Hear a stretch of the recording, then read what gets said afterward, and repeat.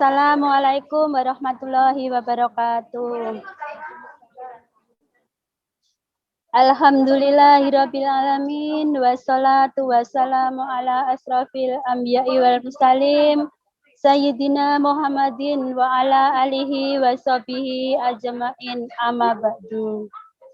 Puji syukur kita haturkan kepada Allah Subhanahu wa taala atas limpahan nikmat, rahmat, serta karunia-Nya yang diberikan kepada kita sekalian, terutama nikmat iman, nikmat Islam, serta nikmat sehat walafiat, sehingga kita bisa berkumpul bersilaturahmi dalam rangka untuk menuntut ilmu di MPO, Madrasah Perantau Online.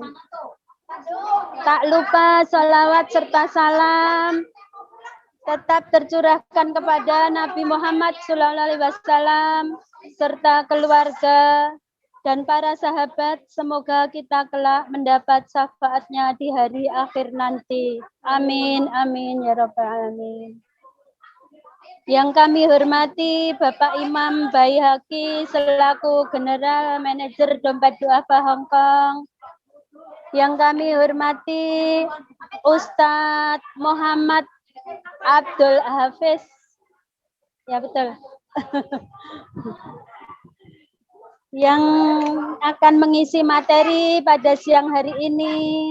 Yang kami hormati seluruh jamaah kajian online yang dimuliakan Allah Subhanahu wa taala.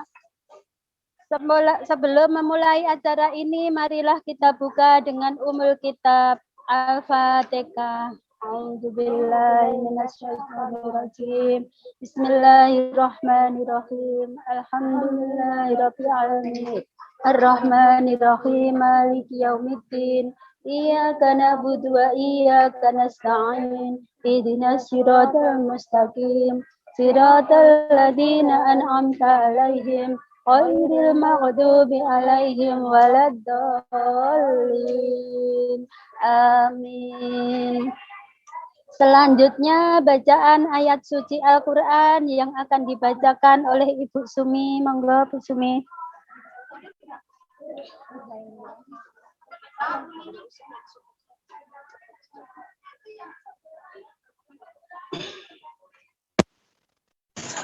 Bismillahirrahmanirrahim. Assalamualaikum warahmatullahi wabarakatuh.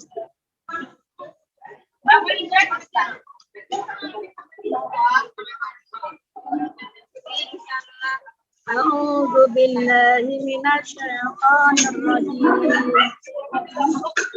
Bismillahirrahmanirrahim. Innal ladzina kafaru lan tughni anhum amwaluhum wala awladuhum min Allahi syai'an. Wa ulaika ashabun nar hum fiha khalidun. Masalu ma yunfiquna fi hadhil hayati dunya kama sari'in yasin asabat harta qawmin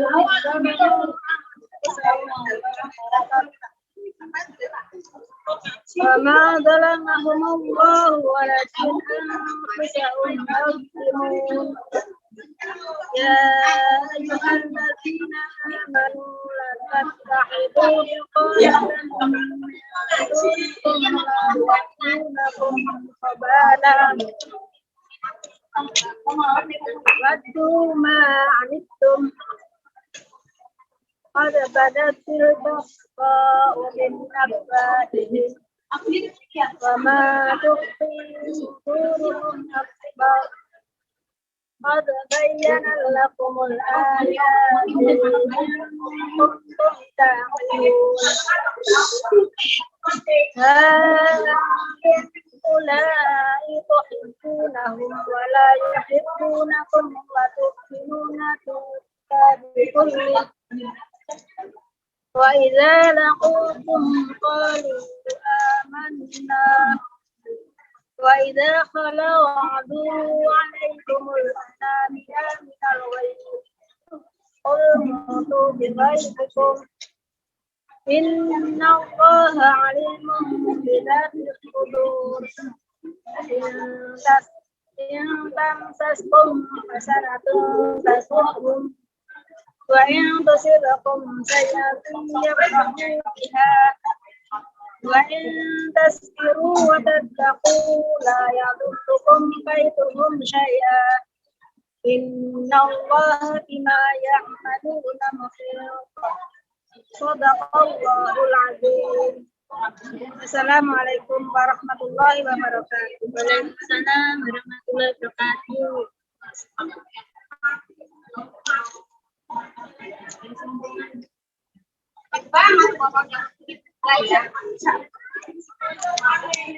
Alhamdulillahirrabbilalamin. Semoga bacaan ayat suci Al-Quran tadi menjadi pahala bagi yang membaca dan yang mendengarkan, serta menjadi penentram hati, syafaat dan cahaya kita semua di dalam kubur dan di yaumul akhir kelak. Amin amin ya rabbal alamin.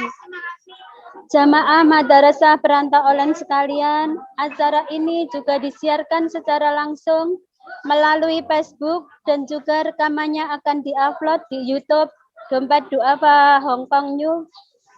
Jangan lupa untuk berlangganan dan like VB Dompet Duafa Hongkong dan juga berlangganan YouTube Dompet Duafa Hongkong News untuk mendapatkan update informasi-informasi bermanfaat dan kajian-kajian yang diselenggarakan oleh Dompet Duafa Hongkong.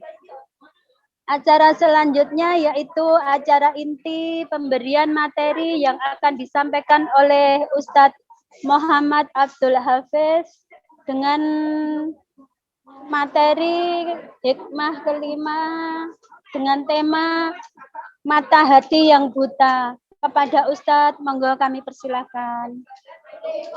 Monggo Ustadz. Terima kasih Ibu. Mbak Erni. Ibu-ibu semua, suara saya terdengar jelas ya? Alhamdulillah, sangat jelas Ustaz. Barakallah. Assalamualaikum warahmatullahi wabarakatuh.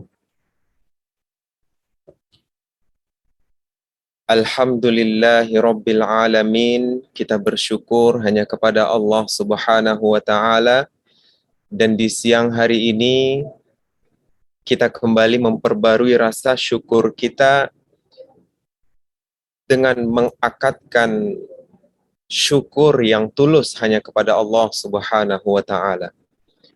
Mungkin dari pagi kita bangun tadi, Bapak Ibu semua, kita lupa untuk menikmati beberapa nikmat-nikmat kecil yang Allah berikan.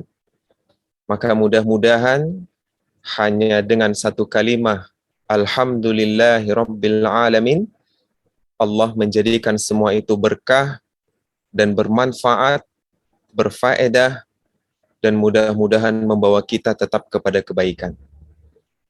Selanjutnya, di kesempatan ini juga kita memperbaharui rasa cinta, rasa rindu, dan rasa taat kita kepada Rasul Sallallahu Alaihi Wasallam. Allahumma salli ala Sayyidina Muhammad wa ala ali Sayyidina Muhammad.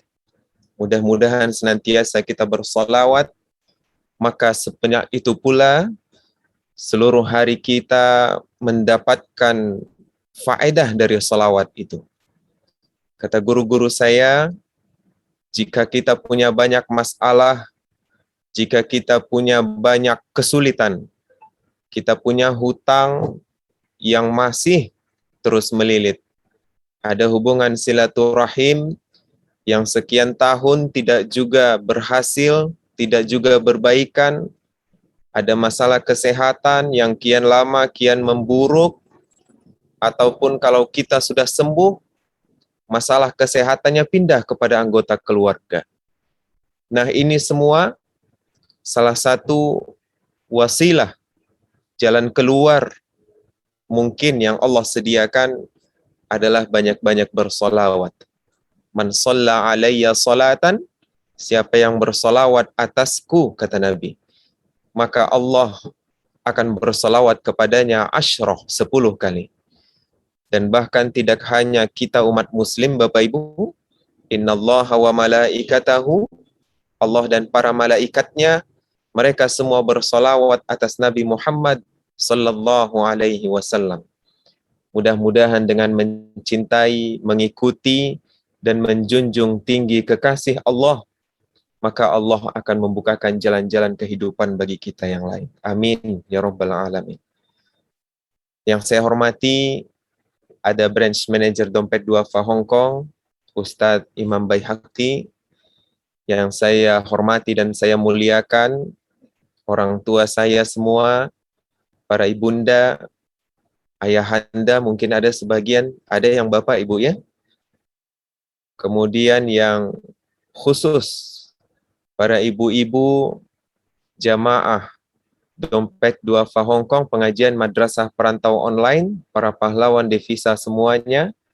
Mudah-mudahan kita semua Allah berikan keteguhan hati, tetap berada di jalan yang Allah ridhoi ini. Amin ya rabbal alamin. Amin ya Allah. Bapak Ibu rahimakumullah, beberapa waktu yang lalu saya pernah ditelepon video call dari salah seorang jemaah. Kebetulan ini jemaah ingin meminta pendapat.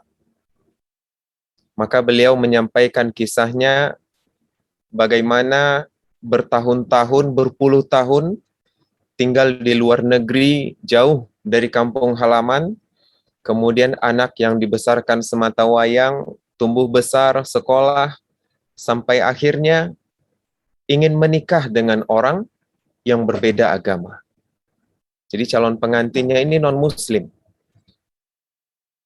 Lalu beliau bertanya kepada saya, ini gimana cara mengatasinya Ustaz? Kita sudah cerita baik-baik, cerita semuanya, sudah sampaikan keberatan, tapi anak tetap nggak mau menuruti kehendak orang tuanya. Tetap pengen menikah dengan laki-laki pilihannya. Dan orang tua pun sudah faham bagaimana hukumnya seorang perempuan muslimah menikah dengan laki-laki non-muslim. Tidak ada satupun ulama yang menyepakatinya, yang memberikan kelonggaran untuk itu. Sehingga hukumnya akan dijatuhi hukum zina jika pernikahan ini berlanjut. Tapi uniknya Bapak Ibu rahimakumullah, masalah ini berat, bahkan saya sempat video call itu tengah malam, karena beda waktu antara Indonesia dengan tempat tinggal jemaah tersebut. Walaupun masalahnya pelik, sampai menangis, mungkin sudah tidak sedikit lagi air mata yang habis, tapi uniknya hubungan antara sang anak dengan keluarga seperti tidak terjadi apa-apa. Sang anak datang ke rumah, pintu tetap terbuka, mau makan tinggal pergi ke dapur, buka kulkas, ambil apa yang mau, masak apa yang mau, nggak ada masalah. Begitupun ketika sang calon suami didatangkan ke rumah, tidak ada keributan. Tapi tetap disampaikan maksud keberatan bahwa kita keluarga muslim tidak setuju dengan pernikahan yang akan dilangsungkan. Itu tetap disampaikan. Yang ingin saya sampaikan kepada Bapak Ibu semua adalah bahwa ketika mata yang ada di kepala kita ini rusak, maka mungkin akan kelihatan oleh setiap orang yang memandangnya. Matanya sakit, merah, mungkin berdarah atau berair, kelihatan. Tapi ketika yang rusak itu adalah mata hati, ketika yang buta itu adalah hati, maka nggak kelihatan dari luarnya. Fisiknya oke, kuat, tampan, cantik, bajunya menawan, tampilannya memukau, suaranya menyentuh.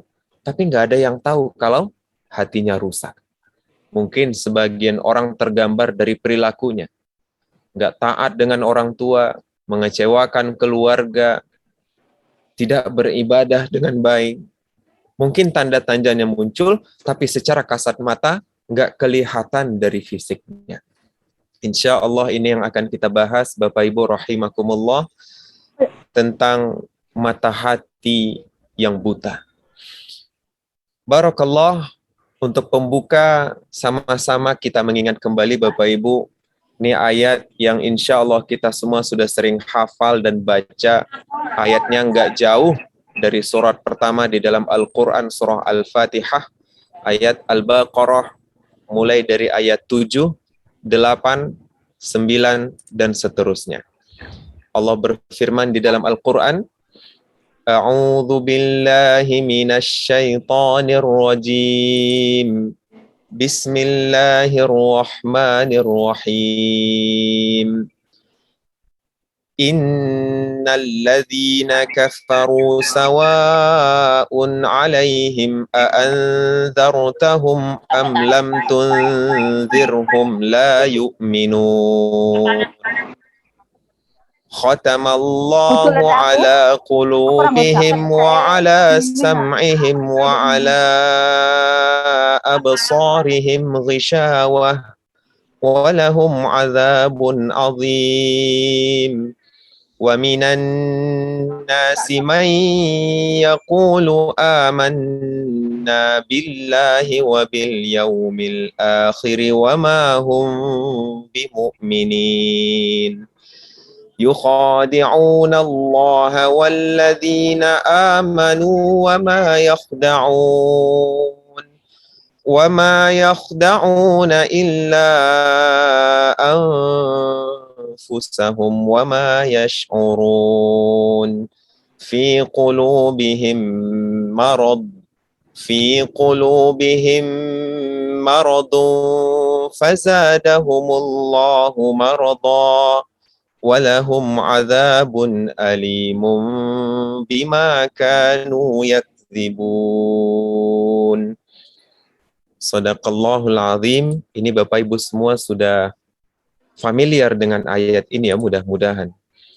Ini ayat yang paling cepat kita temukan ketika membuka Al-Quran, dan ini ayat juga langsung menembak to the point. Tentang apa? Tentang hati. Bahwa Allah memberikan kita banyak indera. Ada mata, ada telinga, ada mulut. Kalau belajar biologi masih ada lagi perasa yang lain, Bapak Ibu ya. Kalau berhubungan ini masalah sosial, ada masalah perasaan, ada masalah peka dan tidak peka dan lain sebagainya. Dan Allah menyebutkan ada satu bagian yang itu kalau Allah tutup, maka tidak hanya dunia kita yang tertutup, tapi akhirat kita juga tertutup. Ini kalau saya lihat ibu-ibu yang hadir ini semua ada yang pakai kacamata, ada yang kacamatanya hitam juga ini, Masya Allah. Kalau matanya tertutup, maka dia tidak akan melihat indahnya dunia. Sampai kapan? Mungkin sampai penutupnya dicabut. Sampai kacamatanya dilepas. Tapi kalau mata hatinya yang tertutup, wallahu a'lam. Awalnya ditutup mata hati, kemudian berubah menjadi hati yang mati, kemudian nggak ada lagi penolong, nggak ada lagi harapan. Ini yang disebut innalladzina kafaru sawa'un 'alaihim. Orang-orang kafir, Bapak Ibu semua sudah tahu kafir maknanya ya. Kafir itu artinya ketutup. Ada penghalang di depannya. Bukan kafir itu maknanya orang di luar selain Islam. Memang sebutannya untuk non-muslim, tapi makna sejatinya kafir dalam bahasa Arab, kafaro yukaffiru itu menutup, tertutup. Maka orang-orang kafir itu sawaun alaihim, sama saja bagi mereka. Gak ada bedanya. Apa itu? A'anzartahum am lam tunzirhum. Engkau beri mereka peringatan atau tidak kita ingatkan mereka. Sama saja. La yu'minun. Mereka tetap tidak akan beriman. Nah ini, kalau penyakitnya sudah kronis, hatinya sudah mati, jadinya orang kafir. Mau dikasih tahu, nih loh jalan kebenaran. Islam kayak gini. Dikasih tahu tuh di depan ada jurang. Dikasih tahu, nggak dikasih tahu, sama aja, nggak ada bedanya. Nggak ada pengaruhnya, nggak didengerin. La yu'minun, mereka tetap nggak beriman. Ini Bapak Ibu di rumah pernah nggak ngingetin anak, Tong jangan main-main ke sana. Tuh di sana banyak ular. Tong cepat pulang maghrib. Jangan pulang malam. Udah diingetin atau nggak diingetin sama sekali sama aja. Pulangnya tetap malam, mainnya tetap di kebun tetangga, tetap nyolong banget. Bapak Ibu tahu buah jambu? Mungkin di Hong Kong ada, kalau di taman-taman, ini saya nggak tahu juga ya, ada tanaman yang ada buah gitu, ada nggak yang lempar-lempar buahnya yang bisa nyolong gitu? Mudah-mudahan nggak ada ya, Masya Allah. Nah, tapi anak-anak kita sering, dan kebanyakan diingatin, dibilang, nggak mau nurut. Nah, seperti itulah orang-orang yang ketika dewasa, ketika Allah sudah menjelaskan, ini orang bisa memilih yang baik dan yang buruk, nggak dipakai sama dia. Mau diingatkan, nggak diingatkan, sama aja. Ini yang pertama. Kenapa bisa begitu? Salah satunya Allah menggambarkan, khatamallahu ala qulubihim.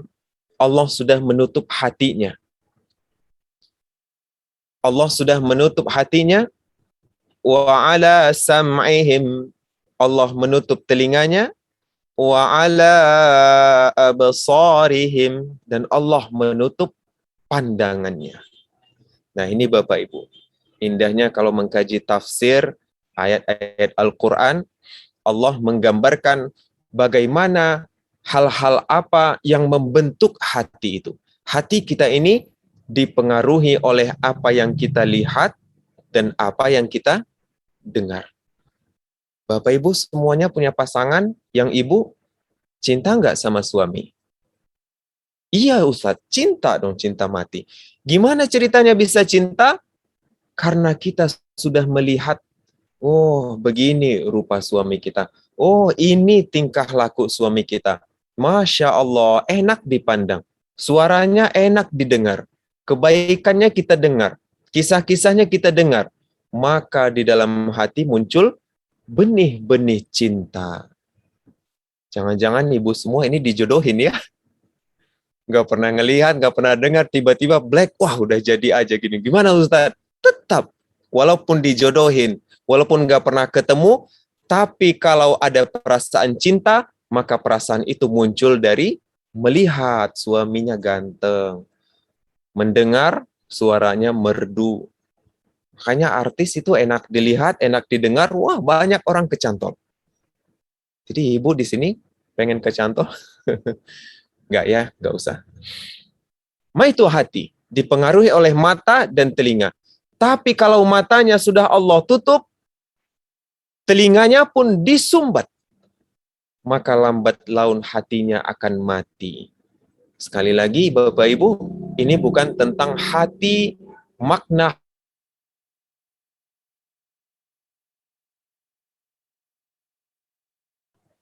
fa inna hasan faqad hasada kullu.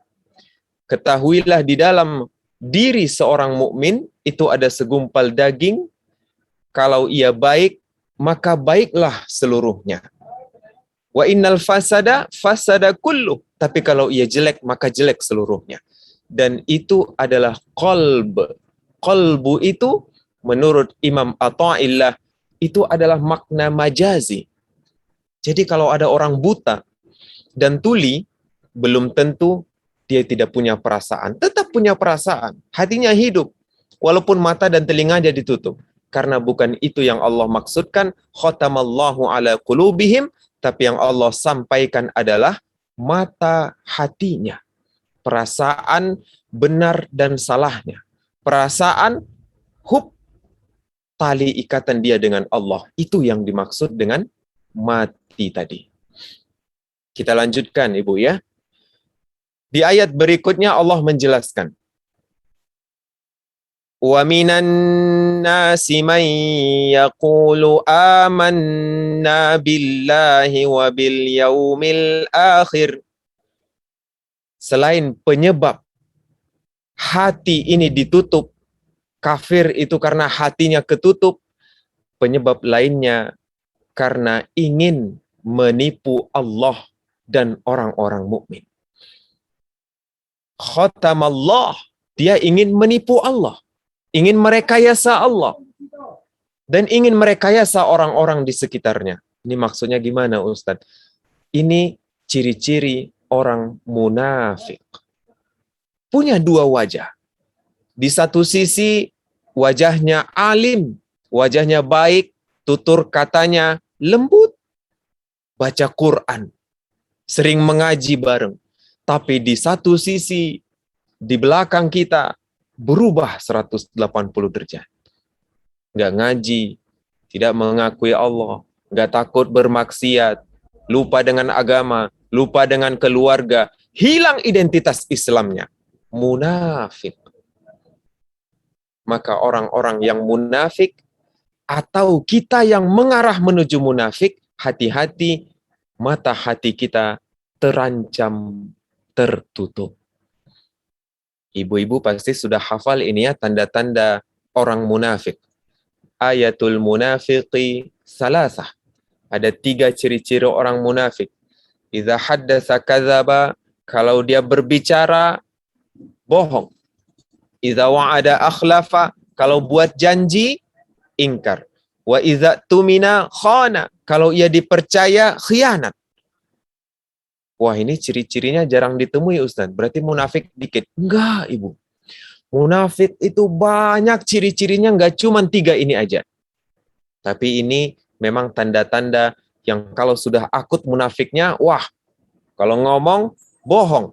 Kalau dipercaya, khianat. Pagar makan tanaman ini, Ibu. Kalau ketika ditemanin, menjadi teman, Masya Allah. Dia ingkar dan membawa kita kepada kemungkaran. Di dalam Al-Quran, Allah juga menyebutkan ciri-ciri orang munafik yang lain. Mau dengar Ibu ya? Silakan buka surah Ali Imran ayat 142. Allah berfirman, Innal munafiqina yukhadi'un Allah.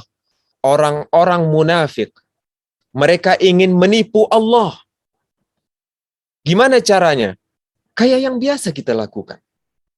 Hampir semua kita pasti pernah melakukan ini, Ibu, Bapak. Kadang kalau kita di masjid, di dalam pengajian, orang ngaji, kita ikut ngaji.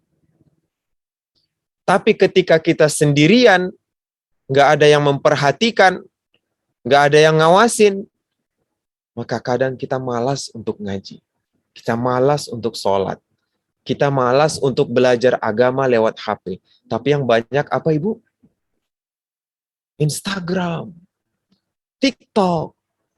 Buka yang aneh-aneh, macam-macam. Melalaikan waktu, habiskan. Itulah fitrah kita manusia ketika sendirian, nggak ada yang perhatikan, merasa bebas, maka maksiat memenuhi ruang hati kita. Ini tanda munafik. Karena tidak merasa diawasi Allah, tidak takut kepada Allah. Wa idza qamu ila shalat qamu khusala. Dia berdiri untuk sholat tetap, tapi berdirinya malas-malasan. Tanda orang munafik di dalam surah An-Nisa. Dilanjutkan oleh Allah, yura'unan nas. Pengen dilihat orang lain. Hati-hati Bapak Ibu. Yang sering berbuat amal solih, tetapi ketika orang banyak saja. Kalau nggak ada orang, nggak mau beramal. Ini tanda-tanda munafik. Hati-hati. Ditutup oleh Allah, wala yazkuruna illa qalila. Mereka tidak berzikir kecuali sedikit saja.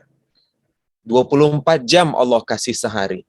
8 jam untuk kita tidur. 8 jam untuk kita bekerja. Ada 8 jam yang dibagi-bagi untuk kita berleha-leha. Menunggu waktu sholat, bangun tidur, cuci baju, mandi, makan, dan lain sebagainya.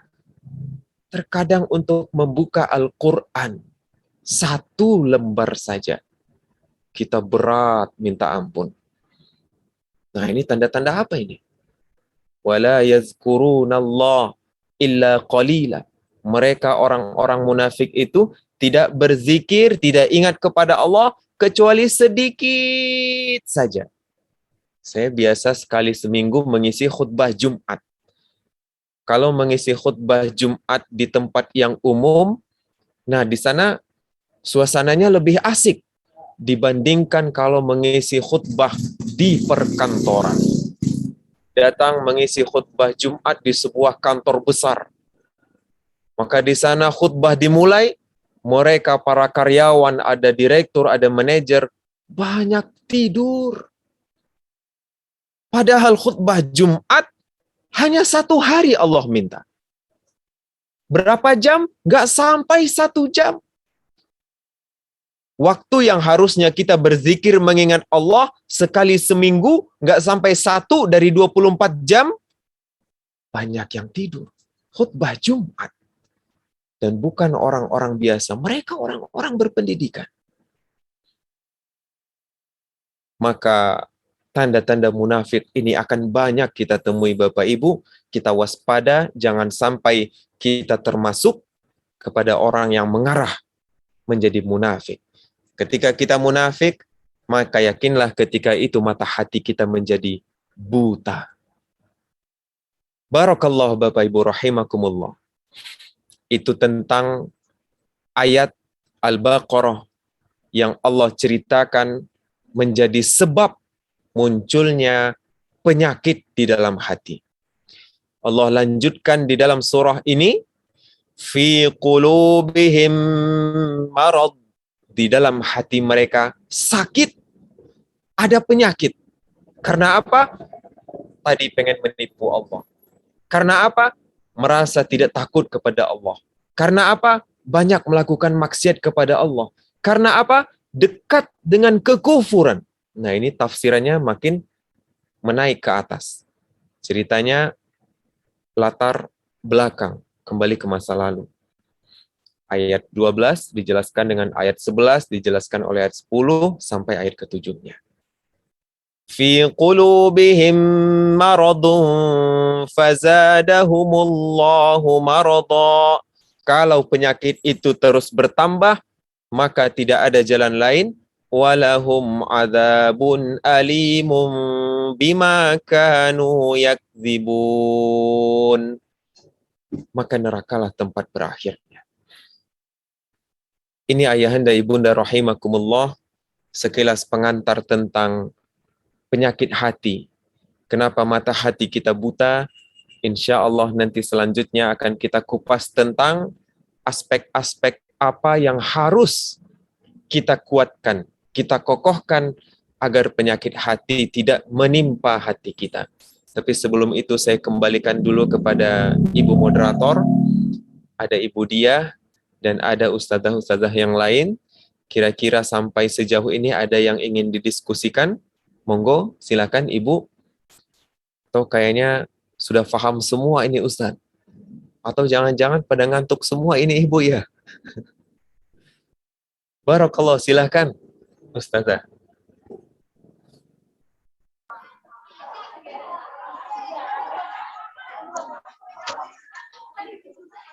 Monggo yang mau bertanya.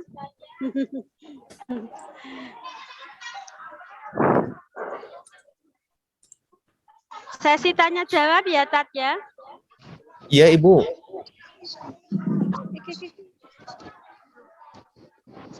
Halo, assalamualaikum Ustadz. Waalaikumsalam. Ini saya mau bertanya tadi tentang penyakit hati. Ini seandainya dulu ibaratnya masih zaman jahiliyah gitu ya, ada teman itu yang menikah dengan orang non-muslim. Terus dia udah nikah, mempunyai anak gitu. Terus sekarang insya Allah dia diberi hidayah sama Allah, dia pengen insaf. Tapi dia masih bimbang dengan keadaan keluarganya karena dia sendiri sebagai seorang muslim dan suaminya non-muslim. Terus sebaiknya gimana mensikapinya, Ustadz?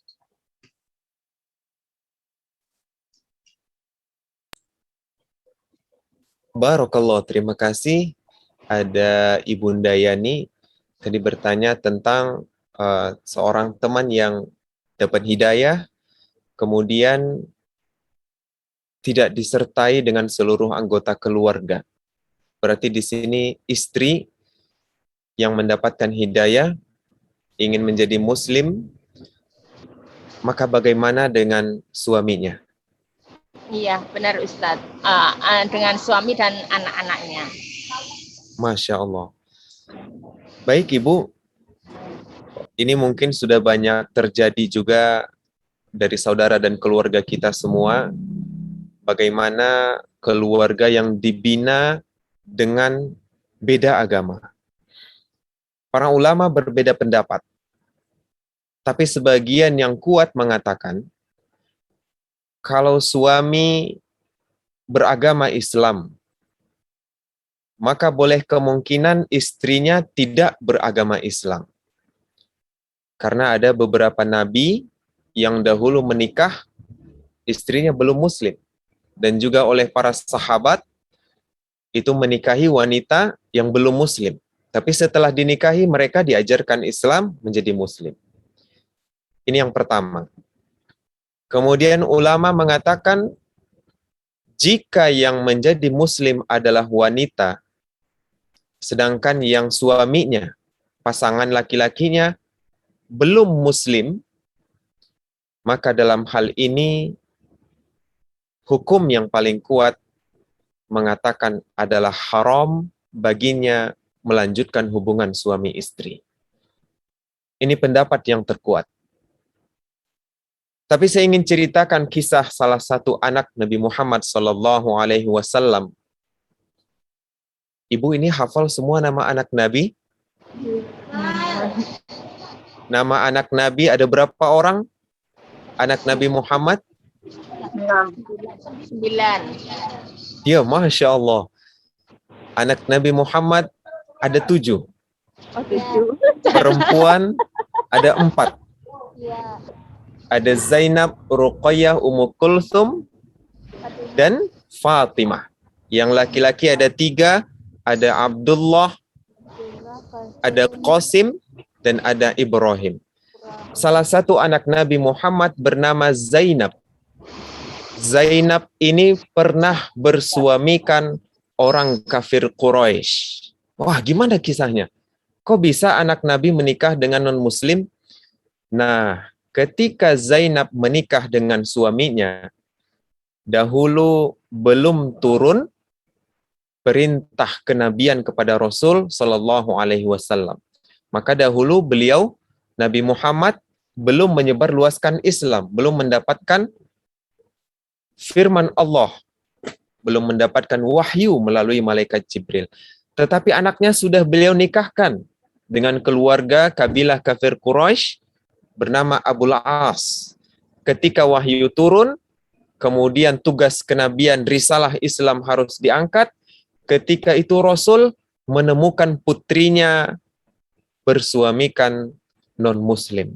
Sampai ketika beliau hijrah dari Mekah ke Madinah, anaknya Zainab tidak ikut bersama beliau karena ditahan oleh suaminya.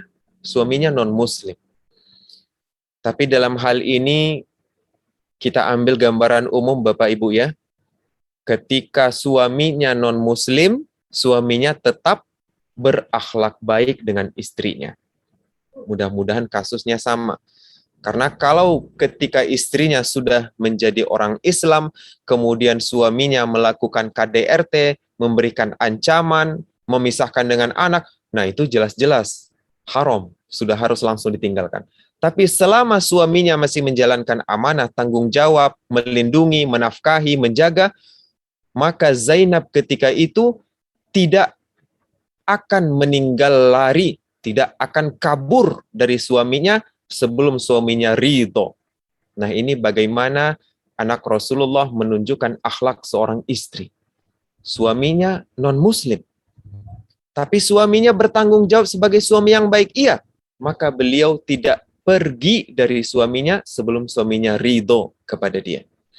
Sampai perang Badar selesai, enggak juga Zainab balik. Sampai beberapa saat setelah perang Badar, barulah suaminya merelakan Zainab kembali kepada pangkuan Rasulullah Sallallahu Alaihi Wasallam setelah suaminya mengalami peristiwa-peristiwa tertentu. Ada riwayat menyebutkan suaminya ditawan ketika melakukan perjalanan dagang. Ada riwayat mengisahkan suaminya bertemu dengan Zainab dalam keadaan menangis, ingin dikembalikan. Pokoknya sampai akhirnya suaminya ridho, oke. Baru datang utusan Rasulullah ke Makkah, menjemput Zainab, bawa pulang ke Madinah. Dan ketika Zainab sampai berkumpul bersama Rasulullah, suaminya masih belum memeluk Islam. Singkat waktu, beberapa lama, barulah suaminya menyusul ke Madinah setelah menjadi seorang Muslim. Artinya satu agamanya. Nah pertanyaannya bagaimana kalau ini suami nggak mau ikut agama istri? Suaminya tetap berpegang teguh dengan agamanya, tapi menghormati pilihan istrinya. Jika ini yang terjadi, maka istri harus bisa menyampaikan ke suami dengan penyampaian yang baik. Bahwa lahunna hillul lahum. Tidak halal muslimah bagi laki-laki selain muslim. Maka inilah dasar mengapa ulama mengatakan istri yang bersuamikan non-muslim atau beda agama, hukum mereka selama berkeluarga dan hidup satu atap adalah zina. Nah, istri dituntut untuk punya kesabaran dan ketabahan, keteguhan hati untuk menyampaikan ini dengan baik dan cantik. Sehingga suami tidak merasa direndahkan, tidak merasa terhina, tapi berlapang dada menerima kenyataan, istri harus berpisah dengan suaminya. Lalu bagaimana kalau suaminya nggak mau berpisah? Masya Allah. Dalam hal ini, ibu, maka kita mengutamakan maslahat terlebih dahulu. Bagaimana dengan nasib anak-anak kita? Bagaimana dengan nasib keluarga besar seandainya kita pergi meninggalkan memaksa untuk berpisah? Bagaimana nasib kehidupan istri sendiri kalau seandainya memaksa berpisah? Perlu pertimbangan lebih lanjut, pertimbangan yang mendalam tentang maslahat masa depan ke depan. Gak cuma untuk istri sendiri, tapi juga untuk anak, untuk orang tua, untuk saudara, untuk agama Islam pada umumnya. Jangan sampai gara-gara teguh prinsip memandang bahwa istri yang muslim tidak halal dengan suami non-muslim, kemudian memaksa anak-anak harus pergi. Suami diputusin. Yang jadi buruk ini Islam. Apalagi kita tinggal di daerah yang minoritas muslim. Orang-orang akan memandang Islam, wah ternyata begini agamanya. Nah ini juga termasuk maslahat. Maka lakukan dengan cara yang terbaik dan cara yang cantik. Kalaupun tidak bisa instan, kita perlahan-lahan sebagaimana Nabi Muhammad mendoakan anaknya Zainab agar dikembalikan dan suaminya dimasukkan ke dalam Islam. Wallahu a'lam. Mungkin demikian Ibu Yani. Silakan ibu-ibu yang lain jika ada pertanyaan. Terima kasih atas penjelasannya Ustadz. Mudah-mudahan bisa bermanfaat bagi yang mendengarkannya. Insya Allah orangnya juga mendengarkan. Amin.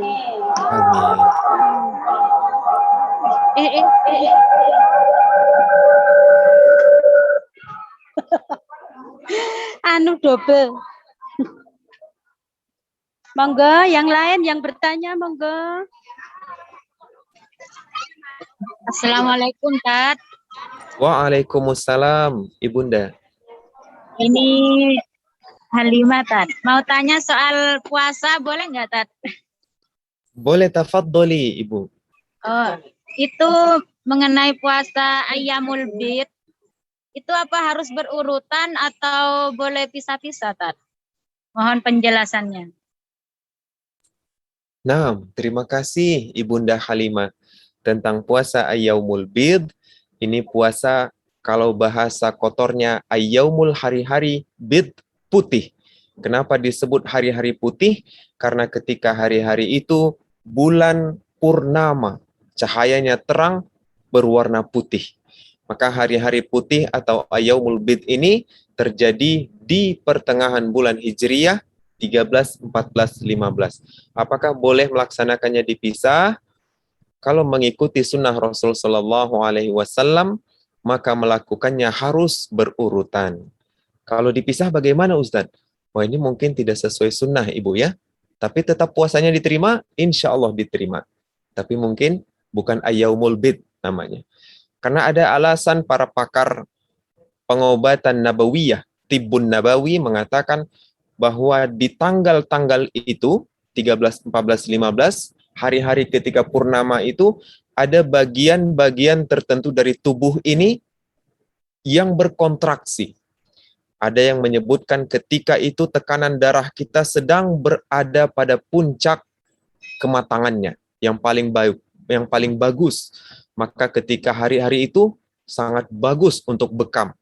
Ada yang mengatakan ketika bulan purnama yang pasang surut dengan maksimal, bukan hanya air laut, air sungai, tapi cairan di dalam tubuh kita pun bergerak maksimal. Maka ketika itu puasa akan memberikan efek yang lebih baik dibanding ketimbang puasa di hari dan tanggal yang lain. Demikian Ibu. Kalau bisa berurutan Ibu ya. Barakallah Ibunda Halimah. Terima kasih penjelasannya Pak. Barakallah.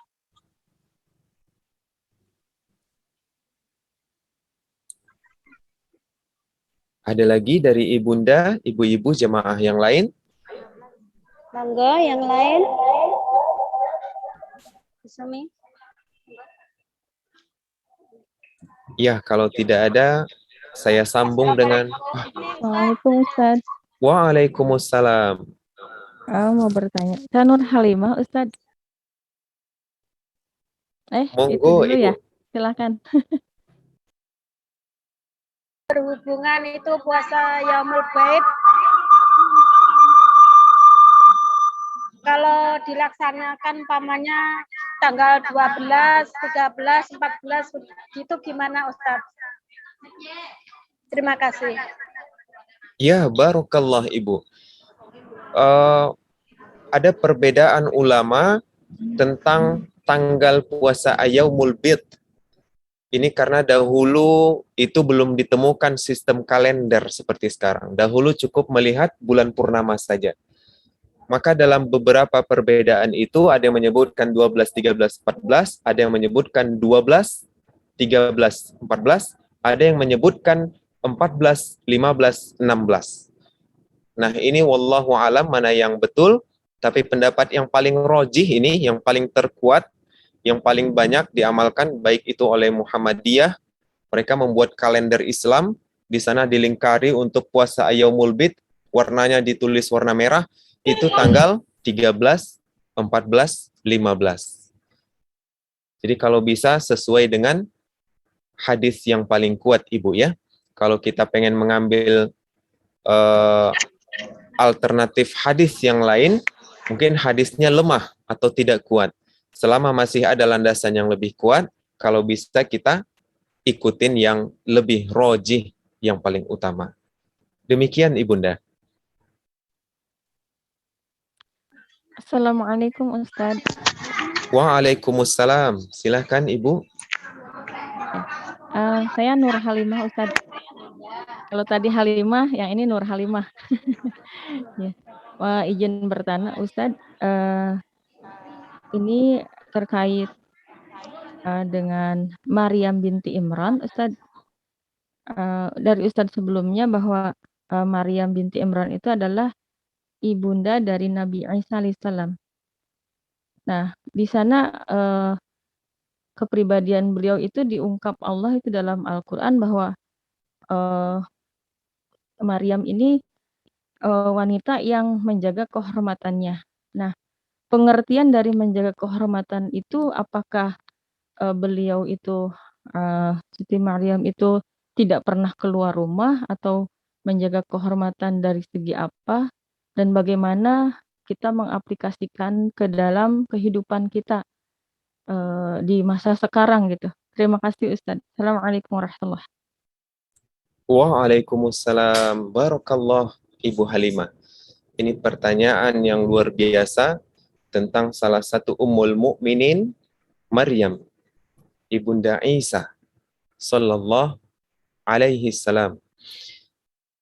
Perkataan tentang beliau yang menjaga kehormatan di dalam Al-Quran itu makna utamanya adalah beliau tidak berhubungan dengan laki-laki. Jadi ketika Maryam berkata kepada Allah, qalat rabbi anna yakunu li ghulam. Maryam berkata, aku nggak pernah berhubungan dengan ghulam, laki-laki. Qalat rabbi anna yakunu li ghulam. Tetapi kenapa aku bisa hamil mengandung Isa? Nah, maksud kehormatan di sini adalah beliau tidak berhubungan dengan laki-laki, menjaga dirinya, kehormatannya. Tapi kemudian ada ulama yang menjelaskan atau mentafsirkan dengan lebih jauh kehormatan Maryam ini juga tentang bagaimana bertutur kata, bersikap, berpakaian dan segala macam. Naam. Karena perintah untuk menjaga zakah, tazkiyah, mensucikan diri itu ada banyak di dalam Al-Quran.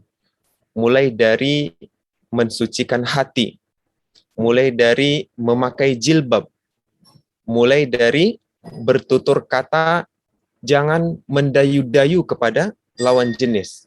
Nah, ini termasuk hal-hal yang mengarah kesucian. Dalam sebagian mufassir, ini adalah bagian dari menjaga kehormatan.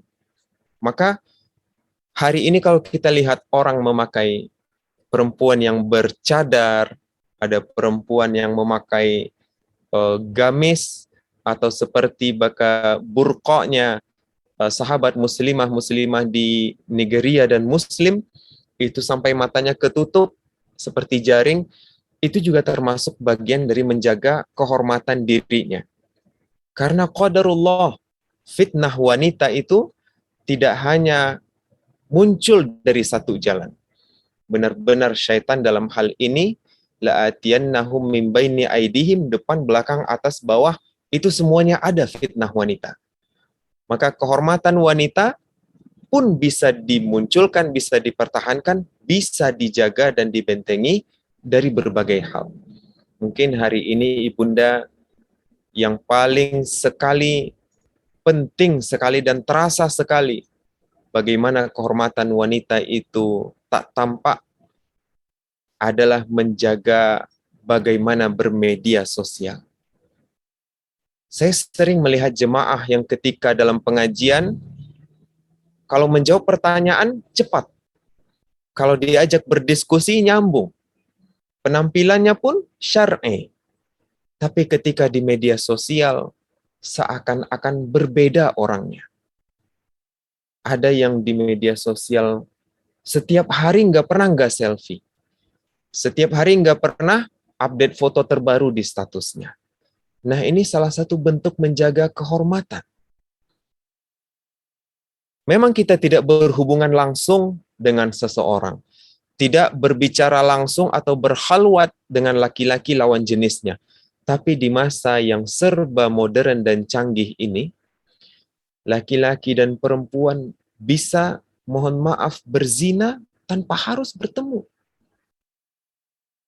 Jadi kita perbaiki dan kita asah bagaimana aturan-aturan di dalam kita bermedia sosial. Ini yang paling penting hari ini. Termasuk fitnah TikTok hari ini. Enggak hanya ke perempuan-perempuan yang pada umumnya non-muslim, tapi yang muslim berhijab pun hari ini banyak yang gandrung dan hanyut di dalamnya.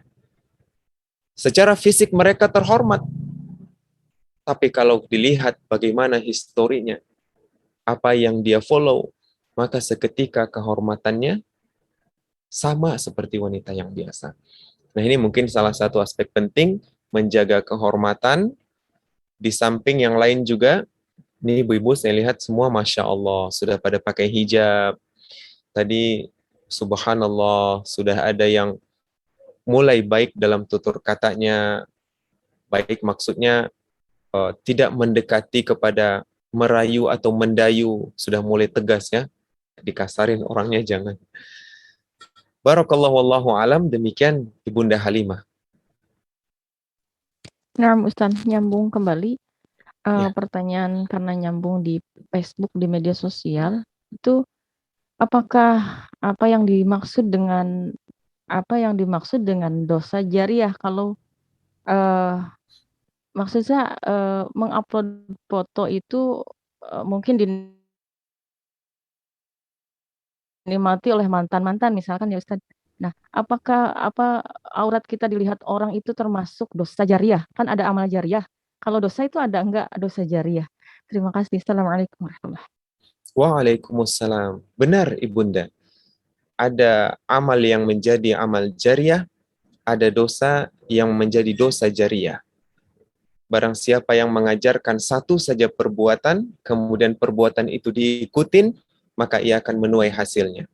Barang siapa yang menunjukkan satu perbuatan yang tidak baik, mungkin itu cara yang kotor, mungkin itu rumus untuk menipu orang, mungkin itu tip dan triks bagaimana hack life dalam kehidupan kita bermuamalah hari ini, atau termasuk itu bagaimana kita menunjukkan cara mengumbar aurat. Kenapa hari ini kita melihat orang-orang banyak berfoto mengumbar aurat? Karena yang lain dahulu mereka memulai mengumbar aurat itu memulainya tanpa rasa malu. Kemudian diikuti yang lain, diikuti yang lain, diikuti yang lain, sampai ke kita. Kita ikuti. Ngapain foto kayak gini? Loh, orang sudah foto biasa aja, nggak malu. Maka dia akan mengalir terus kepada orang yang pertama kali memulainya. Apakah dosa ini hanya kepada perempuan saja? Enggak, Ibunda. Apakah selama ini melihat wanita berjoget, wanita yang tidak pakai, mohon maaf, busana yang syar'i, menampakkan aurat, itu dosanya untuk wanita saja? Tidak. Karena yang mendukung mereka adalah laki-laki pada umumnya. Yang mengkomen di bawah itu, yang mensubscribe, yang memfollow, yang memuji, wah cantik, lanjutkan terus, hebat, itu banyakkan laki-laki. Maka laki-laki yang terjerumus ke dalam hal ini, mereka berdosa, tetapi dosa mereka serta-merta tidak murni hanya untuk mereka sendiri, juga dibagi kepada yang membuat mereka melakukan perbuatan dosa itu. Siapa? Kita yang mengumbar aurat, yang memasang foto-foto, yang mengundang, yang membuat komentar-komentar memancing. Ini tetap ada dosa jariah. Dalilnya ada di dalam Al-Quran. Saya lupa dalilnya, tapi ada di dalam Al-Quran. Juga di dalam hadis. Juga kisah bagaimana tentang Abu Jahal yang setelah perang Badar dilihat oleh Nabi, muncul kepalanya di padang pasir, kemudian dipukul dengan palu besar, terbenam ke dalam pasir, bangkit lagi, kemudian dipukul lagi, bangkit lagi, tidak akan berhenti sampai hari kiamat. Kenapa? Karena begitu banyak orang yang dia hasut, hanya satu orang Abu Jahal banyak menghasut orang-orang untuk memusuhi Muhammad dan ajarannya. Karena dosa mengalir, nggak akan berhenti sampai hari kiamat. Hadza wallahu ta'alam. Demikian Ibunda Halimah. Syukran, Ustaz. Afwan Ibu. Ya. Baik. Apa kita sampai penutup atau masih diteruskan? Ustazah Dia? Ada waktu, monggo. Yang mau bertanya.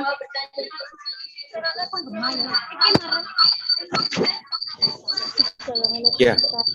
Waalaikumsalam warahmatullahi. Silakan Ibu.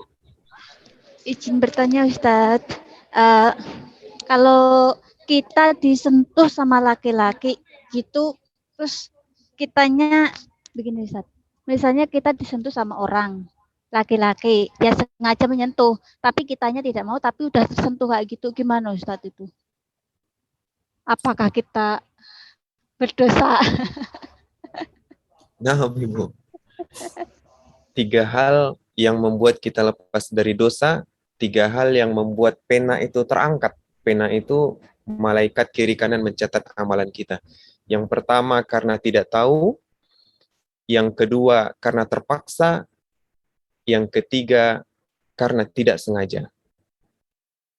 Jadi selama kita berbuat maksiat atau berbuat dosa dan kesalahan, tapi dilandaskan oleh 3 hal ini. Pertama, tidak tahu. Yang kedua, dipaksa. Yang ketiga, tidak sengaja. Maka insya Allah akan dimaafkan oleh Allah. Jadi kita sudah niat nggak pengen nyentuh ini, tapi tiba-tiba tersentuh. Wah, kita nggak sengaja. Nggak apa-apa. Minta maaf sama orangnya. Astagfirullah, kepada Allah mohon ampun. Begitu juga, ini dalil yang dijadikan para ulama mengatakan bahwa perempuan yang mereka, mohon maaf, diperkosa, itu mereka tidak berdosa. Karena banyak perempuan yang diperkosa, kemudian hamil, merasa anak ini adalah anak dosa, hasil perbuatan dosanya. Padahal tidak, karena mereka melakukan itu karena dipaksa, terpaksa, maka mereka terbebas dari dosa. Tetap suci, insya Allah. Dan termasuk juga, kalau tadi 3 hal yang mendasari kita tidak berdosa, ada lagi yang menyebabkan seorang lelaki, seorang manusia itu tidak dicatat dosa-dosanya. Tapi ini jangka panjang. Ada orang yang tidur sampai ia bangun, ada orang yang sakit akalnya atau gila sampai dia sembuh, ada orang yang sama seperti di awal, belum dapat ilmunya sampai seseorang mengingatkan, sampai yang terakhir, ada orang yang afwan. 3, dia nggak tahu sampai seseorang memberitahukannya. Demikian, wallahu a'lam, Ibunda. Begini Ustadz, itu kita disentuh sama laki-laki tapi bukan dengan syahwat, seperti menunjukkan suhu badan kayak gitu loh Ustadz. Bagaimana itu Ustadz? Tuh setelah tersentuh itu ada penyesalan kayak gitu loh Ustadz. Gimana itu Ustadz? Masya Allah, luar biasa Ibunda. Allahu Akbar.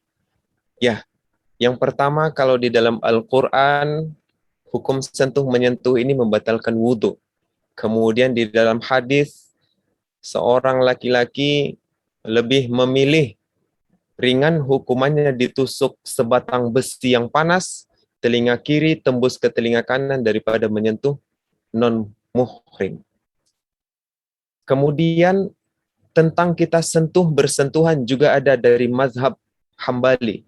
Ini untuk orang-orang yang pergi berhaji ke Makkah. Ketika mereka tawaf, mereka di sana bersentuhan, uduknya nggak batal. Kenapa? Karena mereka bersentuhan tidak disengaja dan tidak disertai syahwat. Seperti yang Ibu sebutkan tadi. Dari mana muncul keputusan ini? Dari mana muncul keputusan Imam Hambali ini? Ini keluarnya dari ijma' para ulama. Jadi dalil Al-Quran, ada hadis, ada qiyas, ada ijma'. Dalam hadis nggak ditemukan, dalam Al-Quran nggak ditemukan, tapi ketika ulama berkumpul, memutuskan, kalau kita nggak punya syahwat, maka selama itu bersentuhan boleh. Boleh, asalkan ada faedah atau maslahat yang ingin diambil dari itu. Seperti tadi, ingin diukur suhunya, atau ingin disuntik. Dan hari ini, ada ulama yang membolehkan perempuan itu kandungannya diperiksa oleh dokter laki-laki, dokter kandungan laki-laki. Atau ketika dia nanti melahirkan, itu yang membantu proses persalinan dokter laki-laki. Kenapa boleh? Dalam Al-Quran nggak ada, dalam hadis nggak ada, tapi ada di dalam ijma'.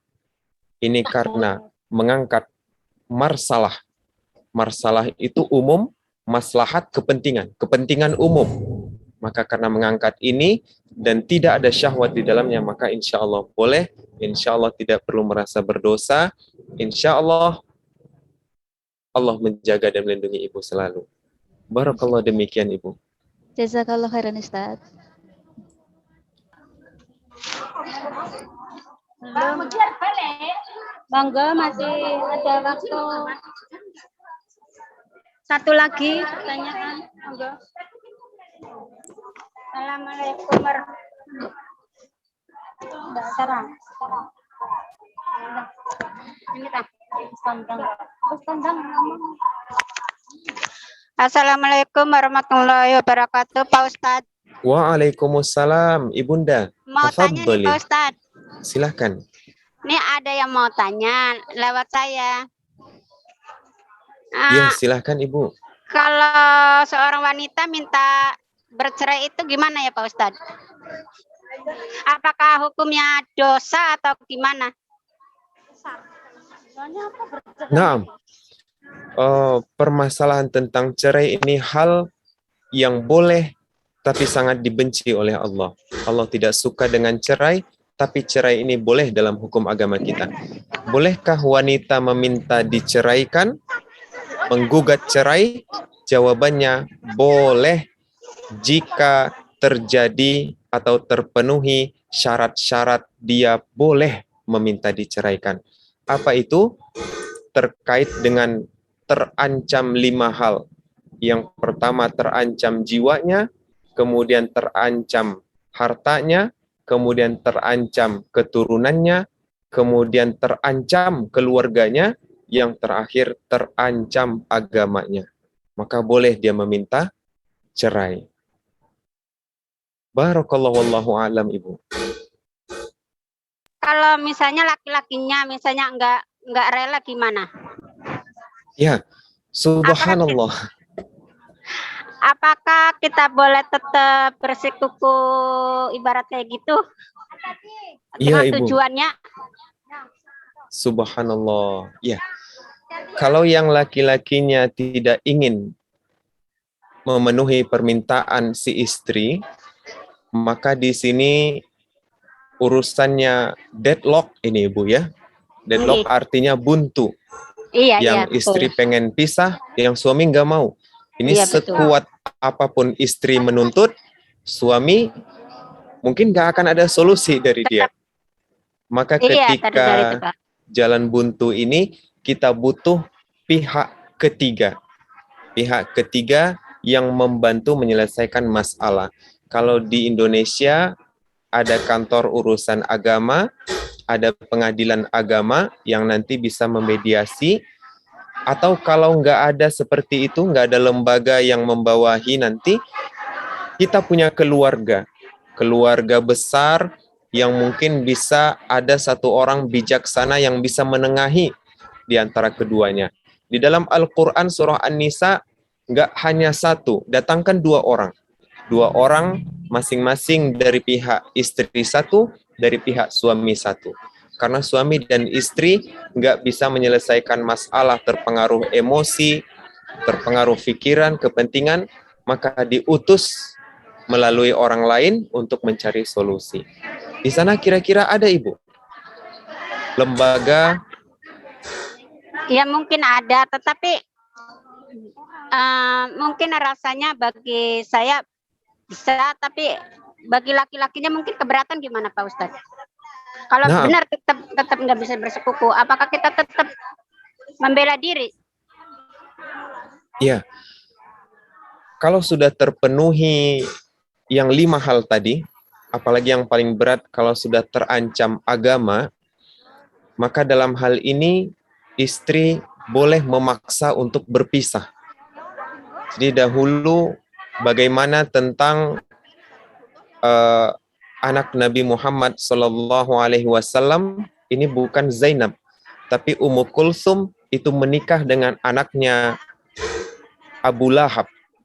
Menikah dengan anaknya Abu Jahal.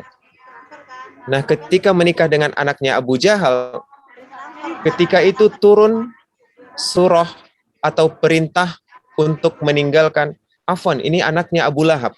Ketika itu turun surah Al-Lahab yang memburukkan besannya Nabi, yang memburukkan mertuanya anak Nabi. Maka ketika itu si anak dipanggil oleh Abu Lahab, dikatakan, engkau sakiti anak Muhammad, engkau lukai dia.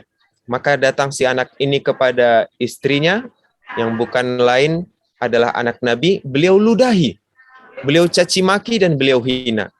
Maka ketika itu Rasul mengatakan kepada Ummu Kulsum, tinggalkan suamimu. Maka boleh ditinggal begitu saja. Ini kalau agama sudah terancam. Kalau sampai diri juga terancam, itu kita tetap bersikuku, apapun yang resiko. Wallahu Akbar. Kalau sudah terancam banyak, Ibunda, silahkan langsung angkat kaki.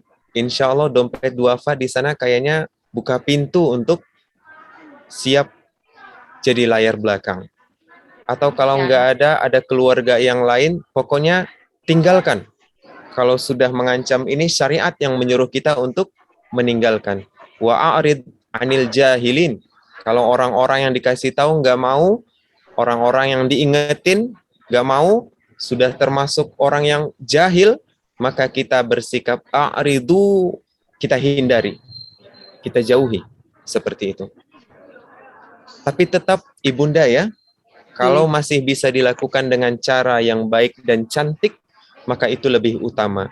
Karena ini masalahnya tidak hanya satu keluarga, ada keluarga besar, ada anak, ada mungkin teman juga, tetangga, rekan, dan lain sebagainya.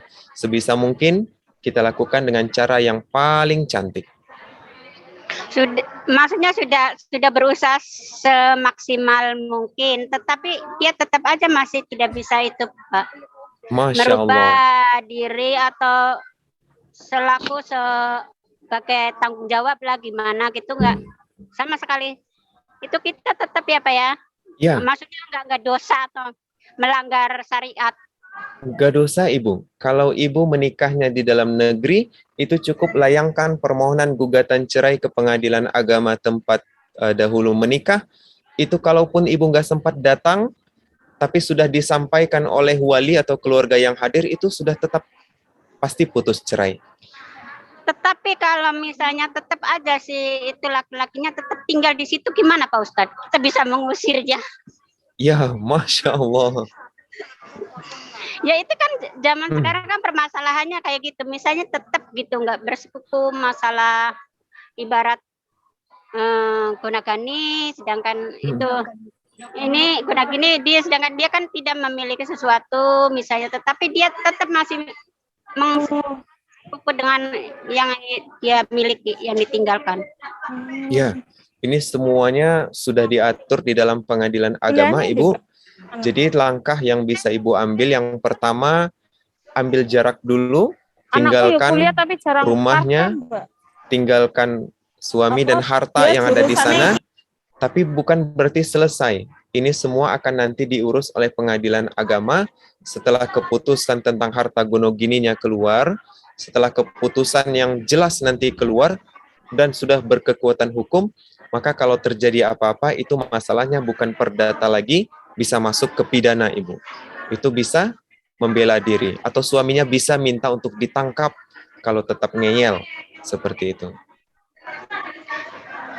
Masalahnya ini Pak, rumah itu kan tetap milik kita, tetapi dia tetap bersekupu gitu. Nggak apa-apa Ibu, kalau ada surat-suratnya, kalau ada saksi, katanya bisa diminta dibagi lah ini gimana Pak Ustadz? Untuk membagi itu tugasnya pengadilan agama Ibu. Jadi ada satu bagian nanti yang menangani harta gonogini, disurvei, dihitung, dicatat semua, kemudian dilihat keabsahannya. Ini misalkan rumah suratnya atas surat nama siapa gitu, atau kalau orang tua warisan kah atau hibah kah atau bagaimana. Nanti dari pengadilan dia yang akan membagi. Iya, masalahnya kan, masalahnya gini Pak Ustadz, dia kan maksudnya enggak sama sekali enggak menjatuhkan penghasilan gitu ya. Tetapi dia selama ini minta suatu pembagian gitu. Itu gimana Pak Ustadz? Iya. Ditinggalkan aja dulu. Adakah? Apakah ada? Tinggalkan. Ada misalnya, Ibu. Apakah ada pembagian? Ada. Pembagian harta gonogini itu bukan berarti harta dibagi dua sama, enggak. Bukan berarti harta ini, wah ini yang membeli istri maka punya istri, enggak. Tapi harta gonogini itu adalah harta yang muncul atau diperoleh ketika suami istri itu mulai menikah, mulai tinggal bersama, mulai hidup berdua. Jadi mungkin ada harta yang dibeli dari uang istri, itu termasuk gonogini, akan dibagi nanti. Ada harta, misalkan mobil yang membeli suami atas nama suami, STNK, BPKB atas nama suami. Kalau ketika mobil ini dibeli saat menikah, maka kalau terjadi gonogini, mobil itu harus dibagi. Kalau di pengadilan agama seperti itu. Jadi Ibu harus agak sabar ini ya. Agak sabar dan kuatkan hatinya. Amin. Amin. Banyak-banyak berdoa Ibu. Terima kasih Pak Ustadz atas nasihatnya dan bimbingannya. Barakallah. Mudah-mudahan Ibu, insya Allah. Waktunya tanya jawab udah terbatas, sudah selesai. Ya, alhamdulillah.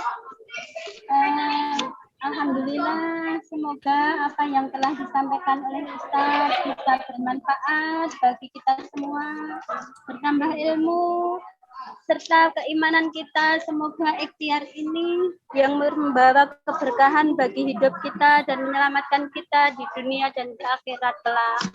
Amin, amin ya rabbal alamin. Afwan, Selanjutnya, Ustazah. Iya, kayaknya ada yang bertanya di kolom chat ini, Ustazah. waktunya, Oh iya, maaf ya, Thayyib. ini doa Ustaz, waktunya udah habis, udah doa. Nanti kalau yang bertanya mohon maaf karena waktunya terbatas, yang masih bisa konsultasi ke nomor DD, konsultasi online 52982419. Mohon maaf karena waktunya terbatas. Sekarang doa, maaf. Ukti-ukti semua. Silakan Ustadz, pimpin doa Ustadz. Monggo, silakan. Barakallah, terima kasih Ustazah. Terima kasih Waktunya terbatas, ibunda maaf ya. semua. Terima kasih banyak Dede HK, Dompet Duafa Hongkong yang sudah memberikan kesempatan ini. Mudah-mudahan Ibu di tengah sela-sela kesibukan kita, di antara berbagai kepentingan, berkumpulnya kita hari ini menjadi salah satu wadah berzikir kepada Allah, sehingga menjadi wasilah Allah akan memberikan kelapangan bagi kita yang merasa sempit, Allah berikan kesembuhan bagi kita yang sakit, Allah berikan jalan keluar bagi kita yang sedang buntu dengan masalahnya. Yakinlah semuanya datang dari Allah, dan semuanya akan kembali kepada Allah. Maka sebelum kita dipanggil kembali menghadap Allah, mari kita sama-sama pasrahkan diri hanya kepada Allah, kita beristighfar, kita cucikan hati. Astaghfirullahalazim, astaghfirullahalazim, astaghfirullahalazim. Na'udzubillahi minasyaitonir rajim. Bismillahirrahmanirrahim. Alhamdulillahi rabbil alamin. Wassalatu wassalamu ala asyrafil anbiya'i wal mursalin wa ala alihi wa sahbihi ajma'in.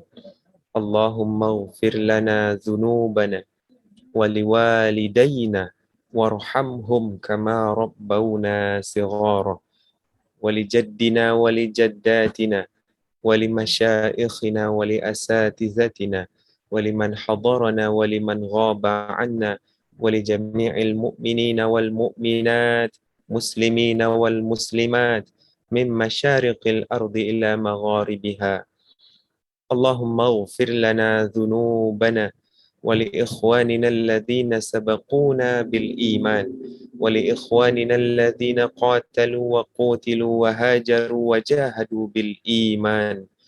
اللهم أعز الإسلام والمسلمين والمستضعفين والمجاهدين في كل مكان برحمتك يا رب العالمين.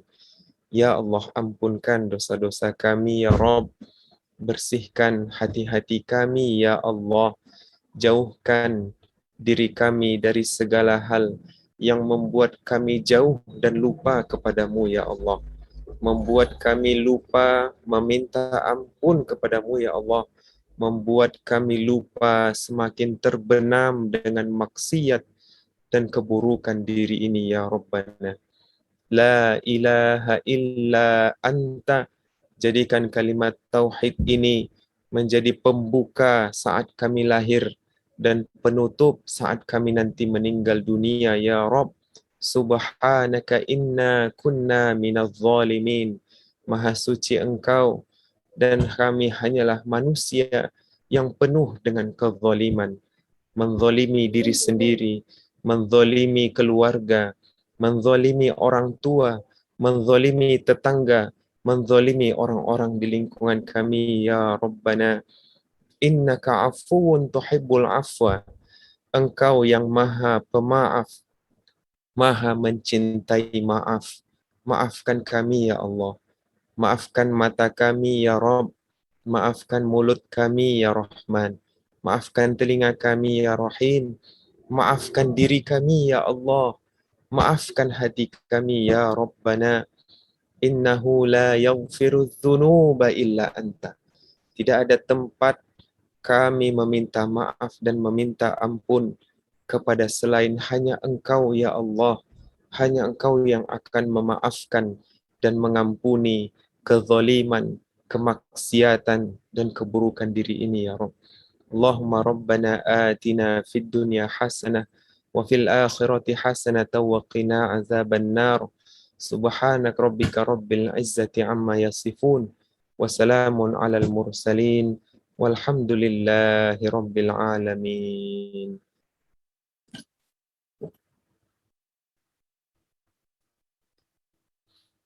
Demikian Ibu, terima kasih banyak atas kesempatannya. Saya mohon maaf atas kekurangan dan kekhilafan. Mudah-mudahan kita bisa berjumpa lagi di lain waktu. Terima kasih banyak sekali lagi untuk Ibu yang sudah bertanya, Ibu-ibu yang sudah hadir menyempatkan diri, dan khususnya untuk Ustazah yang membimbing terlaksananya acara hari ini. Barakallah. Amin. Makasih Ustadz ilmunya. Makasih. Terima kasih Ustaz. Alhamdulillahirabbil alamin. Pengajian siang hari telah usai. Semoga saya selaku membawa acara mohon maaf apabila ada kesalahan dan kekurangan dalam mengucapkan dan penyampaian. Terima kasih atas segala perhatiannya. Marilah kita tutup kajian subuh ini dengan bacaan kafaratul majelis. Bismillahirrahmanirrahim. Subhanakallahumma wa bihamdika asyhadu an la ilaha illa anta astaghfiruka wa atubu ilaik. Billahul Fatihah. Alhamdulillahi minasyaitonir rajim. Bismillahirrahmanirrahim. Alhamdulillahirabbil alamin. Arrahmanirrahim. Maliki yaumiddin. Iyyaka na'budu wa iyyaka nasta'in. Ihdinas siratal mustaqim. Siratal ladzina an'amta 'alaihim ghairil maghdubi 'alaihim waladdallin. Wabillahi taufiq wal hidayah. Wassalamualaikum warahmatullahi wabarakatuh.